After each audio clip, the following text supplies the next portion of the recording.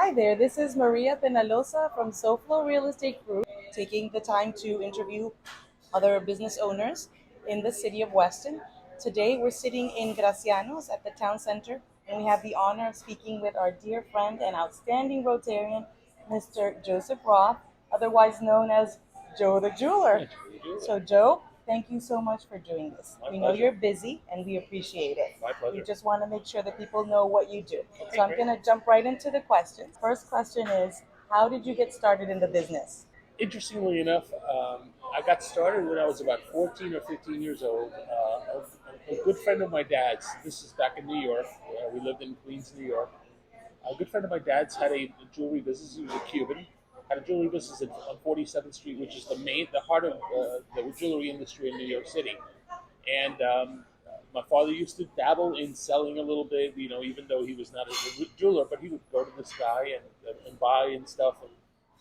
So he asked Isaac, I said, Isaac, is there anything that you can keep my son busy with during the summer? 14 or 15 years old I was at the time. And so he said, absolutely. And not knowing what the job was going to be, I'd go into the city, and I was a gopher. Joe, go get me this stone, or Joe, go get me this engraved. So at 14, 15 years old, I got my first uh, experience, with the jewelry industry. I learned a lot that summer. I learned about what a lot of people did. I learned about stones. I learned about diamonds. I learned how jewelry gets made. I wasn't doing it myself. I was the gopher. I would get Joe, go get me this. Joe, deliver this. And I did this for 8 hours for 5 days a week. Wow. Yeah, it was fun. I learned a lot, and it took me out of my comfort zone, and that's how I got started. And then 14, add the years now, it's been, I would call it a 50-year journey. Wow, Yeah, so incredible. that's how I got started, and it evolved from there. So, what inspires you to go back to work every day, to get up in the morning and do this? Well, I've changed the way I've worked because of 35 years. I had a retail location, so I had to get up. I had to go open the store. My wife and I had a mom. It was basically a mom and pop. We had two employees, so you had to get up and open the store. So that in itself was the inspiration was to get up and open the store. The last 15 years or so, I've recreated myself as Joe the Jeweler. I don't have a retail location, so my schedule is much more flexible now. The inspiration is really about meeting new people. I often say, and I say that to my customers, the jewelry part of the meeting is secondary to me establishing a relationship with my customer. I walk into a brand new customer, and what I like to call common ground. I like to find common ground with a customer because I believe in when you reach a common ground, you're breaking down barriers. So I'll go in and I'll check, listen for their accent, and if I catch an accent or whatever, and say, "Well, where are you from?" And then, many times they'll say they're from New York or from Boston or they're from Chicago, whatever. And I'll start mentioning something that could bring us together with common ground. And common ground means what sports do you like, what baseball, football team do you like, or if I see pictures around the house and I see that they're fishermen or golfers or whatever it is that they are, or if I see kids, I'm in an elderly person's home and I see pictures of kids, I said, I'm a grandfather too. Isn't that the best stage of your life? So that also is common ground. And before I even start talking about jewelry or what their needs are, I like to open up that relationship by making them feel more comfortable and establishing common ground. That's And important. that's something that I suggest to any of my friends who are in business or like yourself, who's a realtor. You start a conversation with trying to find that common ground. That's really really important. Good advice. Plus, I have to say, your Spanish is impeccable. Well, yeah, I've been a 50 plus year. July 13th, that was, I guess it was 59 years since we moved from Argentina. Oh, wow. And I was 9 years old when we moved, and I've been lucky enough to be able to hold on to the language. Over the years, I've kind of lost it sometimes. I picked it up again. I worked in a very Hispanic area in Queens. I worked with a lot of Colombians and a lot of South Americans. And then when you move to Florida, I've been in Florida now for 42 years. You have to speak You have to Spanish. speak Spanish. So, Joe, tell us, who is your ideal customer? My ideal customer, the ideal customer is somebody who understands what my capabilities are. After I explain to them what my processes are, somebody who's accepting because I'm a designer.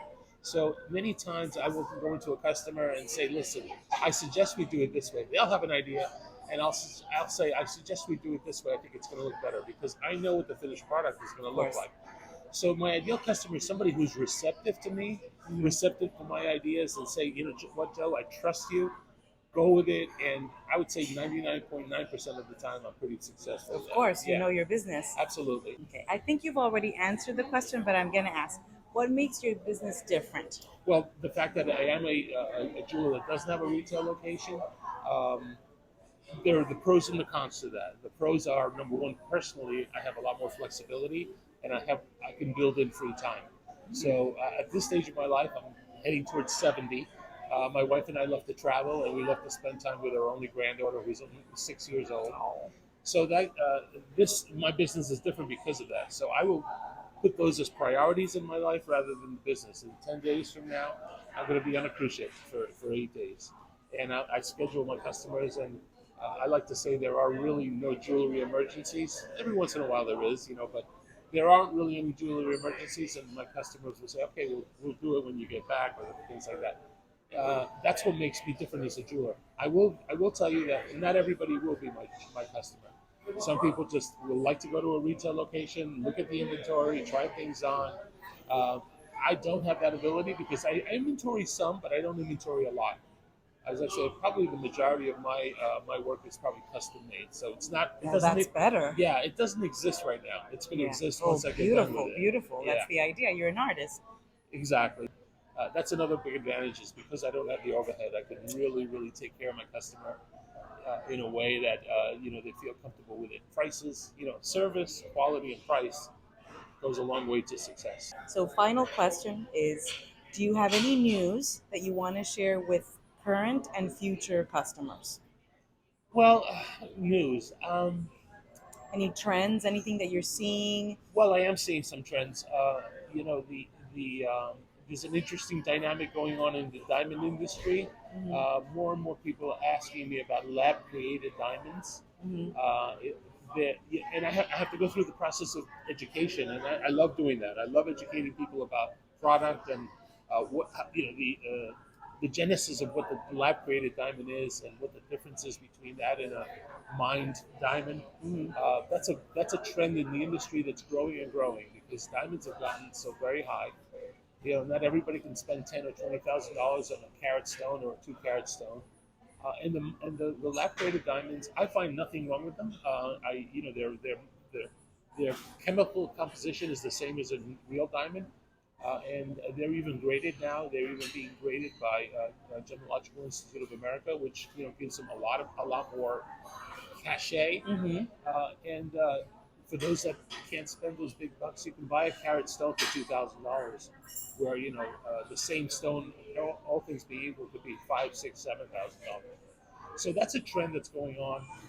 Another trend is that for years now, white gold has been the rush, rush, rush. Started to trend back a little bit towards yellow gold again. Oh, okay. Yeah. So that's another trend. People are asking for alternative metals. They can't afford a white gold chain. What does it cost in silver? Or alternative men's rings, for example, wedding rings. Hmm. Where in today's market, a man's wedding ring could be anywhere between $5,000 and $1,000 for the simplest. The alternative metals like titanium or tungsten, or you can buy a wedding ring for $100. Wow. Yeah, and they're married and Yeah, they're happy. that's the So important part. exactly. Do you have any sketches of designs that you've thought of? I don't do hand sketches because now everything's done on the Oh, computer. of Yeah, course. but I do save my files. Okay. And from that we create the original wax, Hmm. the wax model. So all those things are saved. It used to be that I'm not that great of an artist in sketching. I'm more of an artist in working with wax. Uh-huh. But now the computer takes over, Okay. and you just feed it its computer-aided design, CAD design. Everything is so mechanized now, and it's wonderful because when you do it on the computer, every prong is perfect, every prong is straight, everything lines up perfectly, Yeah. and you toss it over to the printer, and it comes out perfect. So uh, Technology great is a advancements, great service. great advancements. Yeah, yeah. Well, Joe, thank you so much for answering all of our My questions, pleasure. and we look forward to seeing your products. Thank you so much, Maria.